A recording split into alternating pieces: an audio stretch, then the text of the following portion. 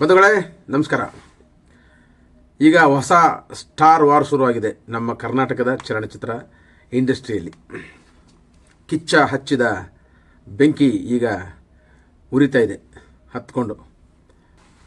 ಕಿಚ್ಚ ಸುದೀಪ್ ಅವರ ಚಿತ್ರ ಇವತ್ತು ಮಾರ್ಕ್ ಬಿಡುಗಡೆಯಾಗಿದೆ. ಅದಕ್ಕಿಂತ ಹಿಂದೆ ದರ್ಶನ್ ಚಿತ್ರ ಡೆವಿಲ್ ಬಿಡುಗಡೆಯಾಗಿತ್ತು. ಸೊ ಡೆವಿಲ್ ಸಿನಿಮಾ ಭಾಳ ಚೆನ್ನಾಗಿ ಓಡ್ತಾ ಇದೆ. ದರ್ಶನ್ ಅವರು ಈಗ ಜೈಲಿರೋ ಸಂದರ್ಭದಲ್ಲಿ ಅವರ ಅಭಿಮಾನಿಗಳು ಆ ಸಿನಿಮಾವನ್ನು ತುಂಬ ಚೆನ್ನಾಗಿ ಕ್ಯಾರಿ ಮಾಡ್ತಾ ಇದ್ದಾರೆ ಎನ್ನುವಂಥ ಸುದ್ದಿ ಇದೆ. ಮೊದಲೇ ಕನ್ನಡ ಚಿತ್ರರಂಗದಲ್ಲಿ ಅನೇಕ ಸಿನಿಮಾಗಳು ವಿಫಲ ಆಗ್ತಾ ಇದ್ದಾವೆ.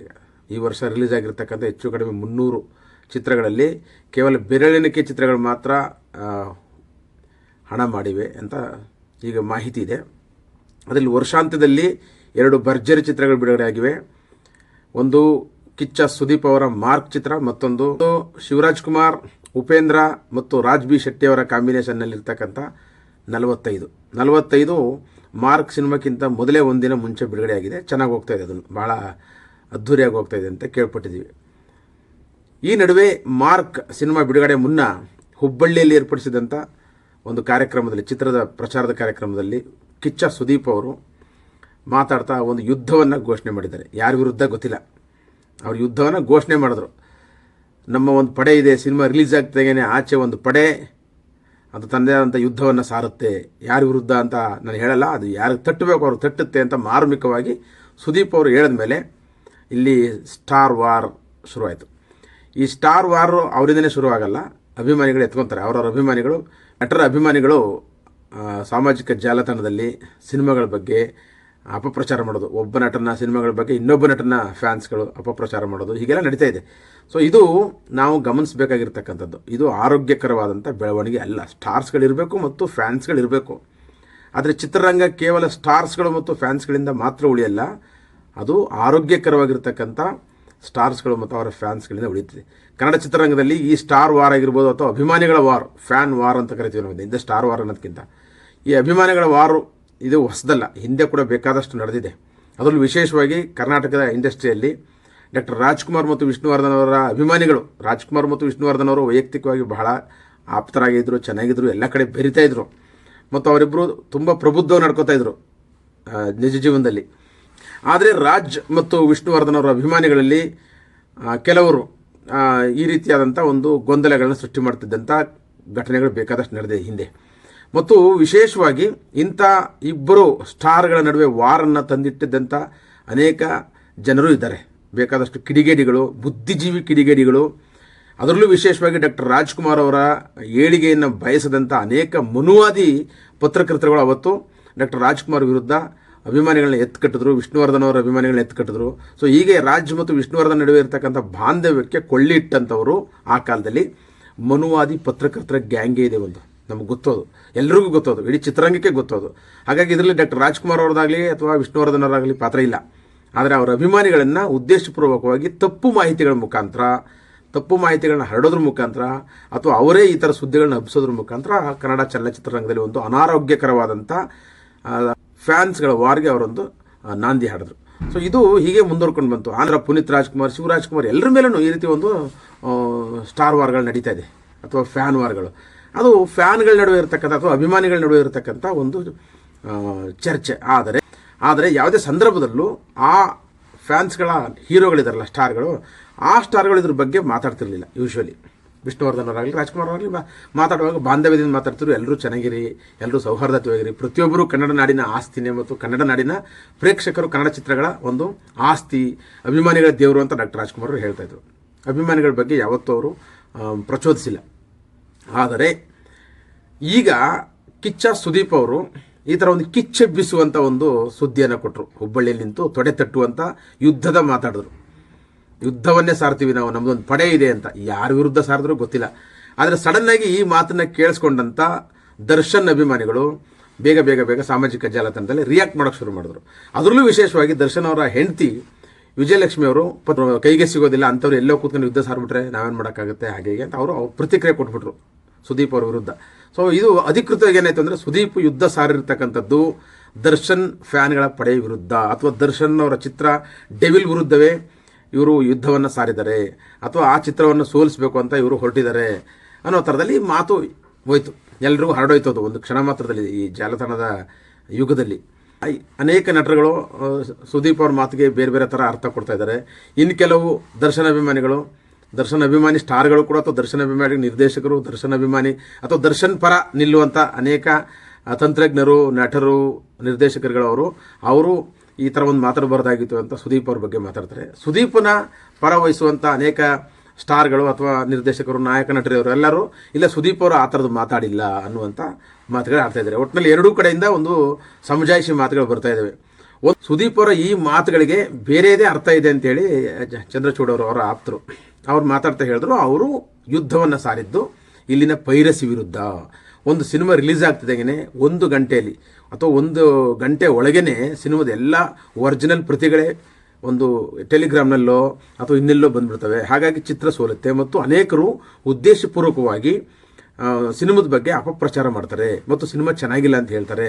ಜಾಲತಾಣಗಳಲ್ಲಿ ತಕ್ಷಣದ ವಿಮರ್ಶೆಗಳನ್ನ ಬರೆದು ಬಿಟ್ಬಿಡ್ತಾರೆ ಅಥವಾ ತಕ್ಷಣದ ವಿಡಿಯೋಗಳನ್ನ ಮಾಡಿ ಈ ಸಿನಿಮಾ ಚೆನ್ನಾಗಿಲ್ಲ ಅನ್ನೋ ಥರದಲ್ಲಿ ಜನಗಳಿಗೆ ಹೇಳ್ಬಿಡ್ತಾರೆ. ಅದರ ವಿರುದ್ಧ, ಈ ಪೈರಸಿ ವಿರುದ್ಧ ಮತ್ತು ಇಂತಹ ಕಿಡಿಗೇಡಿಗಳ ವಿರುದ್ಧ ನಮ್ಮ ಯುದ್ಧವನ್ನು ಸಾರಬೇಕು ಅಂತ ಸುದೀಪ್ ಅವರು ಮಾತಾಗಿತ್ತು ಅಂತ ಅವ್ರು ಸಮಜಾಯಿಸಿಕೊಟ್ರು. ಆದರೆ ಅನೇಕರು ಕೇಳೋ ಪ್ರಶ್ನೆ ಏನು ಅಂತಂದರೆ, ಸುದೀಪ್ ಅವರು ಒಂದು ವೇಳೆ ಪೈರಸಿ ವಿರುದ್ಧವೇ ಯುದ್ಧವನ್ನು ಸಾರಬೇಕಾಗಿದ್ದಿದ್ರೆ ಅವ್ರು ಏನಾಗ್ಬೋದು, ಡೈರೆಕ್ಟಾಗಿ ಹೇಳ್ಬೋದಾಗಿತ್ತು. ನೇರವಾಗಿ ಇಲ್ಲಿ ಪೈರಸಿ ನಡೀತಾ ಇದೆ, ಕನ್ನಡ ಚಿತ್ರರಂಗವನ್ನು ಪೈರಸಿ ವಿರುದ್ಧ ನಾವು ಕಾಪಾಡಬೇಕಾಗಿದೆ. ಅನೇಕ ದೊಡ್ಡ ದೊಡ್ಡ ಬಜೆಟ್ ಸಿನಿಮಾಗಳಿಗೆ ಈ ರೀತಿ ಒಂದೇ ದಿನದಲ್ಲಿ ಪೈರಸಿಯಾಗಿ ಒಳ್ಳೆ ಪ್ರಿಂಟ್ಗಳೇ ಆಚೆಗೆ ಬಂದ್ಬಿಟ್ಟು ಟೆಲಿಗ್ರಾಮ್ ಮುಖಾಂತರ ಬೇರೆ ಬೇರೆ ಸಾಮಾಜಿಕ ಜಾಲಗಳ ಮುಖಾಂತರ ಜನಗಳಿಗೆ ಸಿನಿಮಾ ತಲುಪಿಬಿಟ್ರೆ ಅದು ನಮಗೆ ನಷ್ಟ ಆಗುತ್ತೆ, ದೊಡ್ಡ ದೊಡ್ಡ ಬಜೆಟ್ ಹಾಕಿರುವಂಥವ್ರಿಗೆ. ಹಾಗಾಗಿ ಅದರ ವಿರುದ್ಧ ನಾವೆಲ್ಲರೂ ಎಚ್ಚರಿಕೆಯಿಂದ ಇರಬೇಕು. ನನ್ನ ಅಭಿಮಾನಿಗಳೆಲ್ಲರೂ ಅದನ್ನ ಒಂದು ಗಾರ್ಡ್ ಮಾಡ್ಕೊಂಡು ನೋಡಬೇಕು, ಅಥವಾ ನನ್ನ ಅಭಿಮಾನಿಗಳೆಲ್ಲರೂ ಅದ್ರ ವಿರುದ್ಧ ಒಂದು ಸಮರ ಸಾರಬೇಕು. ಇದು ಕನ್ನಡ ಚಿತ್ರರಂಗದ ಅಳಿವು ಉಳಿವಿನ ಪ್ರಶ್ನೆ ಅಂತ ಮಾತಾಡಿದ್ದಿದ್ರೆ ಬಹುಶಃ ಸುದೀಪ್ ಅವರಿಗೆ ಅದ್ಭುತವಾದಂಥ ವೆಲ್ಕಮ್ ಸಿಗ್ತಿತ್ತು, ಅದ್ಭುತವಾದಂಥ ಪ್ರಶಂಸೆ ದೊರಕ್ತಾ ಇತ್ತು ಕನ್ನಡ ಚಿತ್ರರಂಗದಲ್ಲಿ. ಎಲ್ಲರೂ ಒಟ್ಟಾಗಿ ಅವ್ರ ಬಗ್ಗೆ ಮಾತಾಡ್ತಿದ್ರು. ಆ ಉದ್ದೇಶ ಸುದೀಪ್ ಅವರ ಮಾತಿನಲ್ಲಿ ಇದ್ದಿದ್ರೆ. ಆದರೆ ಅವರು ಇಂಡೈರೆಕ್ಟಾಗಿ ಅಥವಾ ಎಲ್ರಿಗೂ ಸೇರಿಸಿ ಮಾತಾಡಬೇಕು ಅಂತ ಮಾತಾಡಿದ್ರು, ಅಥವಾ ಇಂಡೈರೆಕ್ಟಾಗಿ ಅಂದರೆ ಪರೋಕ್ಷವಾಗಿ ಅವ್ರಿಗೂ ತಟ್ಟಲಿ ಇವ್ರಿಗೂ ತಟ್ಟಲಿ ಅನ್ನೋ ಉದ್ದೇಶ ಅವ್ರ ಒಳಗಡೆ ಇತ್ತು ಗೊತ್ತಿಲ್ಲ. ಆದರೆ ಈಗಂತೂ ಇದು ನೇರವಾಗಿ ದಚ್ಚು ಅಭಿಮಾನಿಗಳಿಗೆ ಅಥವಾ ದರ್ಶನ ಅಭಿಮಾನಿಗಳಿಗೆ ಕೊಟ್ಟಂಥ ಕರೆ ಇದು, ಅವ್ರು ಕೊಟ್ಟಂಥ ಟಾಂಗ್ ಇದು ಅನ್ನುವಂಥದ್ರಲ್ಲಿ ಈಗ ಯುದ್ಧ ಶುರುವಾಗಿದೆ. ಇದು ಆರೋಗ್ಯಕರವಾದಂಥ ಯುದ್ಧ ಅಲ್ಲ. ಯುದ್ಧ ಮಾಡಬೇಕಾಗಿರ್ತಕ್ಕಂಥದ್ದು ಬೇಕಾದಷ್ಟು ವಿಷಯಗಳು. ಏನಾದರೂ ಹೇಳಬೇಕಾದ್ರೆ ನಾಯಕ ನಟರುಗಳು ನೇರವಾಗಿ ಹೇಳಿದ್ರೆ ಒಳ್ಳೆಯದು. ಈ ರೀತಿ ಇಂಡೈರೆಕ್ಟಾಗಿ ಹೇಳಿದಾಗ ಏನಾಗುತ್ತೆ, ಅನಗತ್ಯವಾಗಿ ಅವರ ಫ್ಯಾನ್ಸ್ಗಳಲ್ಲಿ ಗೊಂದಲ ಸೃಷ್ಟಿಯಾಗುತ್ತೆ. ನಾಯಕರುಗಳು ಚೆನ್ನಾಗೇ ಇರ್ತಾರೆ, ಸ್ಟಾರ್ಗಳು ಅವರಷ್ಟಕ್ಕೆ ಅವ್ರು ಏನೋ ಮಾತಾಡ್ಬಿಡ್ತಾರೆ ಇರ್ತಾರೆ. ಆದರೆ ಇಲ್ಲಿ ಅವರ ಫ್ಯಾನ್ಸ್ಗಳು ಯಾವ ಮಟ್ಟಕ್ಕೆ ತಮ್ಮ ನಡುವೆ ದ್ವೇಷವನ್ನು ಬೆಳೆಸ್ಕೋತಾರೆ. ಮತ್ತು ಹಳ್ಳಿಗಳಲ್ಲಿ ಅವರ ಫ್ಯಾನ್ಸ್ಗಳು ಡಿವೈಡ್ ಆಗಿರ್ತಾರೆ. ದರ್ಶನ್ ಫ್ಯಾನ್ಸ್ಗಳೇ ಬೇರೆ ಇರ್ತಾರೆ, ಸುದೀಪ್ ಫ್ಯಾನ್ಸ್ಗಳೇ ಬೇರೆ ಇರ್ತಾರೆ. ಸೊ ಅವರ ನಡುವೆ ಕಲಹಗಳು ಹೆಂಗೆ ಏರ್ಪಡ್ತವೆ ಅನ್ನುವಂಥ ಸೂಕ್ಷ್ಮಗಳನ್ನು ಸ್ಟಾರ್ಗಳು ಅರ್ಥ ಮಾಡ್ಕೋಬೇಕು. ಎಲ್ಲ ಸ್ಟಾರ್ಗಳು ಅರ್ಥ ಮಾಡ್ಕೋಬೇಕು.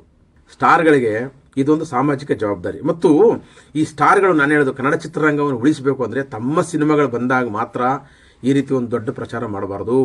ಅತ್ಯುತ್ತಮವಾದಂಥ ಚಿತ್ರಗಳು, ಸಣ್ಣ ಬಜೆಟ್ನ ಸಿನಿಮಾಗಳು ಬಂದಾಗ್ಯೂ ಕೂಡ ಕನ್ನಡ ಚಿತ್ರರಂಗದ ಹಿತದೃಷ್ಟಿಯಿಂದ ಮಾತಾಡಬೇಕು. ಯಾರ ಮೇಲೂ ಸವಾಲು ಹಾಕುವಂಥ ಡೈಲಾಗ್ಗಳು ಹೊಡೆಯೋದ್ರ ಮುಖಾಂತರ ಚಿತ್ರರಂಗವನ್ನು ಉದ್ಧಾರ ಮಾಡೋಕ್ಕಾಗಲ್ಲ. ಏನೇ ಆದ್ರೂ ಅವರ ಎಷ್ಟೇ ದೊಡ್ಡ ನಟ ಆಗಿರಲಿ, ದೊಡ್ಡ ಸ್ಟಾರ್ ಆಗಿರಲಿ, ಆ ಸ್ಟಾರು ಸೃಷ್ಟಿಯಾಗುವಂಥದ್ದು ಬಡ ಜನರಿಂದ, ಬಡ ಯುವಕರಿಂದ. ಅವರಿಗೆ ಏನೇ ಕಷ್ಟ ಇದ್ರೂ ಯುವಕರು ಫಸ್ಟ್ ಡೇ ಫಸ್ಟ್ ಶೋವನ್ನು ಅಥವಾ ಒಂದು ವೀಕ್ ತನಕ ತಮ್ಮ ಸ್ಟಾರ್ಗಳ ಚಿತ್ರವನ್ನು ಎಷ್ಟೇ ಕಷ್ಟ ಇದ್ದರೂ ಎಷ್ಟೇ ಕೆಲಸಗಳನ್ನ ಬಿಟ್ಟು ಬಂದು ನೋಡಿ ಅವರಿಗೆ ಸ್ಟಾರ್ಸ್ ಕಟ್ತಾರೆ, ಮೆರವಣಿಗೆ ಮಾಡ್ತಾರೆ, ಅಭಿಷೇಕ ಮಾಡ್ತಾರೆ, ಹೊತ್ಕೊಂಡು ಮೆರೀತಾರೆ. ಮತ್ತು ಸಿನಿಮಾ ಚೆನ್ನಾಗಿಲ್ದಿರ ಸಾಧಾರಣವಾಗಿದ್ರೂ ಅದ್ಭುತವಾದ ಸಿನಿಮಾ ಅಂತ ಹೊಗಳೋದ್ರ ಮುಖಾಂತರ ಅವರು ಒಂದು ಮಾರ್ಕೆಟ್ನ ಸೃಷ್ಟಿ ಮಾಡಿಕೊಡ್ತಾರೆ ಅಭಿಮಾನಿಗಳು. ಸೊ ಈ ಅಭಿಮಾನಿಗಳೆಲ್ಲರೂ ಶ್ರೀಮಂತರಲ್ಲ. ಯಾವ ಶ್ರೀಮಂತರು ಫಸ್ಟ್ ಡೇ ಫಸ್ಟ್ ಶೋ ನೋಡೋದಕ್ಕೆ ಎಂಥದ್ದೇ ನಟನ ಸಿನಿಮಾಗಳು ನೋಡೋದಕ್ಕೆ ಬರಲ್ಲ. ರಜನಿಕಾಂತ್ ಅವರಾಗಿರ್ಬೋದು, ಅಮಿತಾಬ್ ಬಚ್ಚನ್ ಆಗಿರ್ಬೋದು, ಯಾವುದೇ ಸ್ಟಾರ್ ಆಗಿರಲಿ, ಫಸ್ಟ್ ಡೇ ಫಸ್ಟ್ ಶೋ ನೋಡುವಂಥವ್ರು ಎಲ್ಲರೂ ಅತ್ಯಂತ ಬಡ ಪ್ರೇಕ್ಷಕರೇ ಮತ್ತು ಇಲ್ಲಿನ ಶ್ರಮಿಕ ವರ್ಗವೇ. ಸೊ ಇಂಥ ಶ್ರಮಿಕ ವರ್ಗದ ಹಣದಿಂದ ಸ್ಟಾರ್ಗಳಾದಂಥವ್ರಿಗೆ ಅವ್ರ ಮೇಲೆ ಕನಿಕರ ಇರಬೇಕು. ಅವ್ರ ನಡುವೆ ಒಂದು ಸೌಹಾರ್ದತೆಯನ್ನು ಮೂಡಿಸುವಂಥ ಕೆಲಸ ಮಾಡಬೇಕೆ ಹೊರತು ಅವ್ರ ಮಾತುಗಳಲ್ಲಿ ಇಡೀ ಚಿತ್ರರಂಗವನ್ನು ಕೊಂಡೊಯ್ಯುವಂಥ, ಇಡೀ ಚಿತ್ರರಂಗವನ್ನು ಮೇಲೆತ್ತುವಂಥ, ಅಥವಾ ಇಡೀ ಚಿತ್ರರಂಗದ ಎಲ್ಲ ಥರದ, ಅದು ಸಣ್ಣ ಬಜೆಟ್ ಸಿನಿಮಾ ಆಗಲಿ ದೊಡ್ಡ ಬಜೆಟ್ ಸಿನಿಮಾ ಆಗಲಿ, ಅದಕ್ಕೆ ಹೆಲ್ಪ್ ಆಗುವಂಥ ಒಂದು ಅಭಿವೃದ್ಧಿ ಕಾರ್ಯಗಳಿಗೆ ಅಥವಾ ಚಲನಚಿತ್ರದ ಅಭಿವೃದ್ಧಿ ದೃಷ್ಟಿಯಿಂದ ಅಥವಾ ಚಲನಚಿತ್ರದ ಉದ್ಯಮದ ಅಭಿವೃದ್ಧಿ ದೃಷ್ಟಿಯಿಂದ ಮಾತಾಡಬೇಕೆ ಹೊರತು ಅದು ದೊಡ್ಡ ಜವಾಬ್ದಾರಿ. ಅಂದರೆ ಸುಮ್ಮನೆ ಯಾರ್ದೋ ವಿರುದ್ಧ ಇನ್ಯಾರೋ ಸಮರ ಸಾರೋದಿದೆಯಲ್ಲ, ಅದು ತಪ್ಪಾಗುತ್ತೆ. ಇದು ಒಂದು ಸಾಮಾಜಿಕ ಜವಾಬ್ದಾರಿ ಅಲ್ಲ ಅದು. ಹಾಗಾಗಿ ಅವ್ರ ಮಾತಿನ ಉದ್ದೇಶ ಏನು ಅನ್ನೋದನ್ನ ಸುದೀಪ್ ಅವರೇ ಸ್ಪಷ್ಟಪಡಿಸಬೇಕು. ನಾನು ಹಾಗೆ ಹೇಳಿಲ್ಲ ಅನ್ನೋದನ್ನು. ಮತ್ತು ಇತರ ಅಭಿಮಾನಿಗಳ ಎಲ್ಲ ನಟರುಗಳು ತಮ್ಮ ಅಭಿಮಾನಿಗಳಿಗೆ ಅವರು ಕಿವಿ ಮಾತು ಹೇಳಬೇಕು. ಎಲ್ಲರೂ ಪ್ರೀತಿಯಿಂದ ಕನ್ನಡ ಚಿತ್ರಗಳನ್ನು ಪ್ರೀತಿಸಿ, ಕನ್ನಡ ಚಿತ್ರಗಳಿಗೆ ಬೆಂಬಲಿಸಿ. ನಾವೆಲ್ಲರೂ ಚೆನ್ನಾಗಿದ್ದೀವಿ, ನಾವೆಲ್ಲರೂ ಇದ್ರೇ ಈ ಕನ್ನಡ ಚಿತ್ರರಂಗ. ಸ್ಟಾರ್ಗಳಿದ್ದರೆ ಚಿತ್ರರಂಗ ಅಲ್ಲ, ಪ್ರೇಕ್ಷಕರಿದ್ದರೆ ಮಾತ್ರ ಚಿತ್ರರಂಗ. ಇದು ಗೊತ್ತಿರಬೇಕು. ಯಾವುದೇ ಒಬ್ಬ ನಾಯಕ ತನಗೆ ತಾನೇ ನಾಯಕ ಹಾಕಾಗಲ್ಲ. ಕ್ರಿಕೆಟ್ನಲ್ಲಿರ್ಬೋದು, ರಾಜಕಾರಣದಲ್ಲಿರ್ಬೋದು, ಸಿನಿಮಾದಲ್ಲಿರ್ಬೋದು, ಎಲ್ಲೇ ಆದ್ರೂ ಅವರಿಗೆ ಅಭಿಮಾನಿಗಳಿದ್ದರೆ ಮಾತ್ರ ಅವ್ರು ನಾಯಕರಾಗ್ತಾರೆ.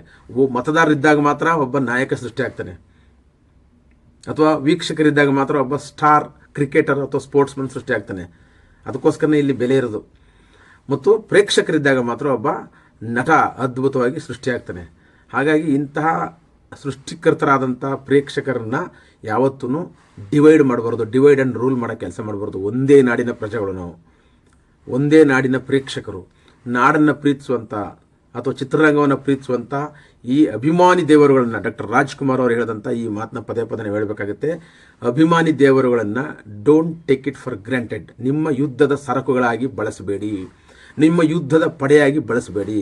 ಸಾಧ್ಯವಾದರೆ ರಾಜ್ಯ ಕಟ್ಟುವಲ್ಲಿ, ಚಿತ್ರರಂಗ ಕಟ್ಟುವಲ್ಲಿ, ಅಥವಾ ಬೇರೆ ಬೇರೆ ರೂಪದ ಸಹಾಯ ಮಾಡುವಂಥ ಕೇಂದ್ರಗಳನ್ನ ತೆರೆಯುವಲ್ಲಿ ದೊಡ್ಡ ದೊಡ್ಡ ಸ್ಟಾರ್ಗಳು ಸಹಾಯ ಮಾಡಬೇಕು. ಯಾಕೆಂದರೆ ಏನೇ ನಿಮ್ಮ ಸ್ಟಾರ್ಡಮ್ ಬಂದಿರೂ ಅದು ಅಭಿಮಾನಿಗಳ ಶ್ರೀರಕ್ಷೆಯಿಂದ ಮತ್ತು ಅಭಿಮಾನಿಗಳ ಭಿಕ್ಷೆಯಿಂದ ಅನ್ನೋದನ್ನು ಯಾವತ್ತಿಗೂ ಯಾರು ಯಾವ ಸ್ಟಾರು ಮರಿಬಾರ್ದು. ಇದು ನಮ್ಮೆಲ್ಲರ ಆಶಯ. ಇದು ಕೇವಲ ಕನ್ನಡ ಚಿತ್ರರಂಗದಲ್ಲಿ ಮಾತ್ರ ಅಲ್ಲ, ಎಲ್ಲ ಚಿತ್ರರಂಗದಲ್ಲೂ ಇದೆ. ಆದರೆ ಈಗ ಇಂತಹ ಸಿನಿಮಾದಲ್ಲಿ ಹೊಡಿಬೇಕಾದಂಥ ಡೈಲಾಗ್ಗಳನ್ನ ನಿಜ ಜೀವನದಲ್ಲಿ ಹೊಡೆದ್ರೆ ತಪ್ಪಾಗುತ್ತೆ. ನಿಜ ಜೀವನದಲ್ಲಿ ಎಲ್ಲರೂ ಸೌಹಾರ್ದತೆಯಾಗಿರಬೇಕು. ಇದು ನಮ್ಮೆಲ್ಲರ ಆಶಯ ಅಷ್ಟೇ. ನಾವು ಪ್ರೇಕ್ಷಕರಾಗಿ ಮಾತಾಡುವಂಥದ್ದು. ಇದು ಒಬ್ಬ ಪ್ರೇಕ್ಷಕನಾಗಿ, ಸಿನಿಮಾ ಪ್ರೇಕ್ಷಕನಾಗಿ ಮಾತಾಡ್ತಕ್ಕಂಥದ್ದು. ನಾವೆಲ್ಲರೂ ಕೂಲಿ ಮಾಡಿ ಸಿನಿಮಾ ನೋಡಿ ಸಿನಿಮಾ ಚಿತ್ರರಂಗವನ್ನು ಬೆಳೆಸಿರ್ತಕ್ಕಂಥದ್ದು. ನಾವು ಹೆಮ್ಮೆಯಿಂದ ಹೇಳ್ತೀವಿ, ಪ್ರೇಕ್ಷಕರು, ಫ್ಯಾನ್ಗಳು ಈ ಚಿತ್ರರಂಗವನ್ನು ಉಳಿಸಿದ್ದಾರೆ, ಈ ಚಿತ್ರರಂಗವನ್ನು ಬೆಳೆಸಿದ್ದಾರೆ. ಇಲ್ಲಿ ಬೇಕಾದಷ್ಟು ನಟರನ್ನು, ಸ್ಟಾರ್ಗಳನ್ನ ಸೃಷ್ಟಿ ಮಾಡಿದ್ದಾರೆ. ಹಂಗಾಗಿ ಫ್ರಮ್ ದ ಫ್ಯಾನ್ಸ್ ನಾನು ಹೇಳ್ತಾ ಇದ್ದೀನಿ, ಕನ್ನಡ ಚಿತ್ರರಂಗ ಅಥವಾ ಯಾವುದೇ ಭಾರತೀಯ ಚಿತ್ರರಂಗ ಅಥವಾ ವಿಶ್ವ ಚಿತ್ರರಂಗ ಉಳಿದಿರ್ತಕ್ಕಂಥದ್ದು ಪ್ರೇಕ್ಷಕರಿಂದ, ಪ್ರೇಕ್ಷಕರು ಕೊಡುವ ಭಿಕ್ಷೆಯಿಂದ ಅನ್ನೋದನ್ನು ಯಾವ ಸ್ಟಾರ್ಗಳು ಮರಿಬಾರ್ದು ಅಂತ ಹೇಳ್ತಾ ಇವತ್ತಿನ ಈ ವಿಡಿಯೋ ಮುಗಿಸ್ತೀನಿ. ಎಲ್ಲರೂ ಸೌಹಾರ್ದಯುತವಾಗಿರೋಣ, ಎಲ್ಲರ ಸಿನಿಮಾಗಳನ್ನ ನೋಡಿ, ಚೆನ್ನಾಗಿರೋ ಸಿನಿಮಾಗಳನ್ನ ಬೆಂಬಲಿಸಿ. ಇದಿಷ್ಟ ನಾವು ಹೇಳೋದು. ಸಿನಿಮಾ ಚೆನ್ನಾಗಿದ್ರೆ ನೋಡಿ, ಮತ್ತು ಸಿನಿಮಾ ಚೆನ್ನಾಗಿದ್ರೆ ನಿಮ್ಮ ಯಾವ ಫ್ಯಾನ್ಸ್ಗಳು ಒಂದು ವಾರ ನೋಡ್ತಾರೆ ಅಷ್ಟೇ. ಆನಂತರ ಸುದೀಪ್ ಅವರು ಹೇಳಿದ್ದಾರೆ ಈ ಮಾತನ್ನ, ಸಿನಿಮಾ ಚೆನ್ನಾಗಿದ್ರೆ ಮಾತ್ರ ಜನ ನೋಡ್ತಾರೆ, ಫ್ಯಾನ್ಸ್ಗಳು ಒಂದು ವಾರ ಓಡಿಸ್ತಾರೆ ಅಷ್ಟೇ. ಆನಂತರ ಸಿನಿಮಾವನ್ನು ಕ್ಯಾರಿ ಮಾಡತಕ್ಕಂಥವ್ರು ಸಹಜವಾಗಿ ಆರ್ಗ್ಯಾನಿಕ್ ಆಗಿ ನೋಡುವಂಥ ಪ್ರೇಕ್ಷಕರು ಅಂತ ಭಾಳ ಪ್ರಬುದ್ಧವಾದ ಮಾತನ್ನ ಆಮೇಲೆ ಆಡಿದ್ರು ಸುದೀಪ್ ಅವರು. ಸೊ ಇಂಥದ್ದೇ ಪ್ರಬುದ್ಧವಾದಂಥ ನಡವಳಿಕೆಯನ್ನು ಎಲ್ಲ ಸ್ಟಾರ್ಗಳಿಂದ, ನಟರುಗಳಿಂದ ನಾವು ನಿರೀಕ್ಷೆ ಮಾಡ್ತೀವಿ ಕನ್ನಡ ಚಿತ್ರರಂಗದ ಪ್ರೇಕ್ಷಕರಾಗಿ. ಹೌದಲ್ವಾ? ಈಗ ಎಲ್ಲರೂ ಸೌಹಾರ್ದತೆಯಿಂದ ಸಿನಿಮಾ ಚೆನ್ನಾಗಿದ್ದರೆ ಗೆಲ್ಲಿಸೋಣ, ಸಿನಿಮಾ ಚೆನ್ನಾಗಿಲ್ಲದೆ ಬೇಡ. ಅನೇಕ ಗೆಲ್ಲಬಹುದಾದಂಥ ಸ್ಮಾಲ್ ಬಜೆಟ್ನ ಹೊಸಬರ ಚಿತ್ರಗಳು ತುಂಬ ಸೊರಗೋಗ್ತಾ ಇದ್ದಾವೆ. ಅದ್ಭುತವಾದಂಥ ಕಥೆಗಳು, ಅದ್ಭುತವಾದಂಥ ಸಂದೇಶ ಇದ್ದಂಥ ಕಥೆಗಳು ಸೊರಗೋಗ್ತವೆ. ಅಂಥ ಸಿನಿಮಾಗಳನ್ನ ಪ್ರಮೋಟ್ ಮಾಡಬೇಕು ಮೇಲೆ ಬಿದ್ದು ಯಾರು ಸ್ಟಾರ್ಗಳು. ಅವು ಮಾಡೋದ್ರ ಮುಖಾಂತರ ಕನ್ನಡ ಚಿತ್ರರಂಗ ಶ್ರೀಮಂತ ಆಗುತ್ತೆ ಮತ್ತು ಅವ್ರಿಗೂ ಒಂದು ಸ್ಥಾನಮಾನಗಳು ಸಿಗುತ್ತೆ. ಇದು ಸತ್ಯ. ಹಾಗಾಗಿ ಇವತ್ತಿನ ಈ ವಿಡಿಯೋದ ಮುಖಾಂತರ ನಾನು ಹೇಳಿಕೊಟ್ಟಿರ್ತಕ್ಕಂಥದ್ದು, ಯಾವುದೇ ಸ್ಟಾರ್ಗಳು ಸಮಾಜದಲ್ಲಿ ಶಾಂತಿ ಸೌಹಾರ್ದತೆಯನ್ನು ಉಳಿಸಬೇಕು ಅನ್ನೋದು ನಮ್ಮ ಕಳಕಳಿ. ನಮಸ್ಕಾರ.